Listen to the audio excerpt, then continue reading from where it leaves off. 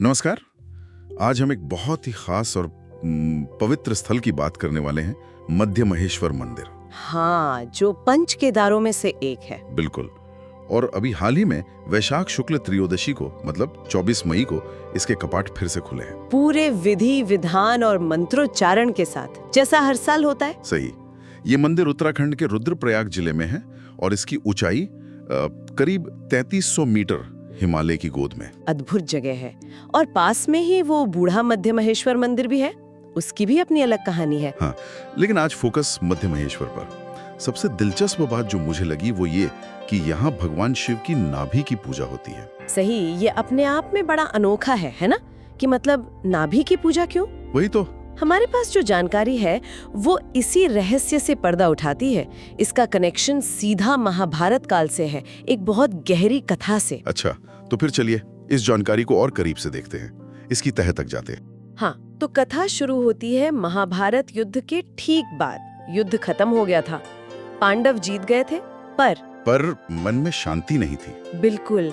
उन्हें अपने ही गुरु, अपने भाई बंधुओं, यहाँ तक कि अपने गोत्र मतलब कुल की हत्या का पाप सता रहा था। हाँ, ये गोत्र हत्या का पाप बहुत भारी माना गया।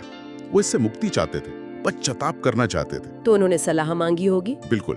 शिव पुराण और दूसरी कथाओं में आता है कि पहले श्री कृष्ण के पास गए, फिर वेद व्यास जी के पास, और वेद व्यास जी ने ही उन्हें रास्ता दिखाया। क्या रास्ता? उन्होंने कहा कि इस महापाप से मुक्ति के लिए भगवान शिव की शरण में जाओ, उनकी तपस्या करो। अच्छा, तो फिर पांडव निकल पड़े शिव जी की खोज में। हाँ जी, पांचों भाई उनकी कृपा पाने के लिए, क्षमा मांगने के लिए। लेकिन ये इतना सीधा नहीं था शायद।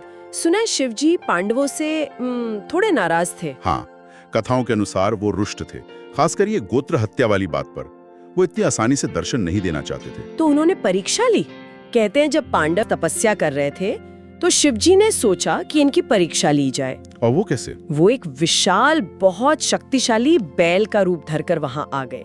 पर पांडवों को कुछ अंदेशा हुआ, खासकर भीम को। भीम ने पहचान लिया? हाँ। फिर क्या हुआ? भीम तेजी से दौड़े और उन्होंने झपटकर बैल का पिछला हिस्सा पकड़ लिया, पूंछ। कमाल है भीम की शक्ति। बिल्कुल। उनके पकड़ने की वजह से बैल का पूरा शरीर धरती में समा नहीं पाया। अच्छा, तो जो हिस्सा भीम ने पकड़ लिया? हाँ, वो पिछला हिस्सा, वो कुबड़ वाला भाग, वो पृथ्वी के ऊपर ही रह गया। और माना जाता है कि वही स्थान आज का केदारनाथ है, जहाँ बैल के कुबड़ रूपी पिंड की पूजा होती है। अरे वाह। हाँ, लेकिन बाकी शरीर जो भीम पकड़ नहीं पाए वो धरती के नीचे चला गया और फिर अलग अलग जगहों पर प्रकट हुआ। यहीं से पंच केदार वाली बात जुड़ती है। बिल्कुल। कहते हैं बैल का सिर नेपाल में प्रकट हुआ, आज का पशुपतिनाथ मंदिर, विश्व प्रसिद्ध मंदिर। हाँ, और बाकी हिस्से भारत में, जैसे भुजाएं तुंगनाथ में, मुख रुद्रनाथ में, जटाएं कल्पेश्वर में, और नाभि और शरीर का मध्य भाग यानी नाभि वो प्रकट हुई मध्य महेश्वर में। तो ये है वो कनेक्शन। इसी वजह से मध्य महेश्वर में शिव जी की नाभि पूजी जाती है। अद्भुत।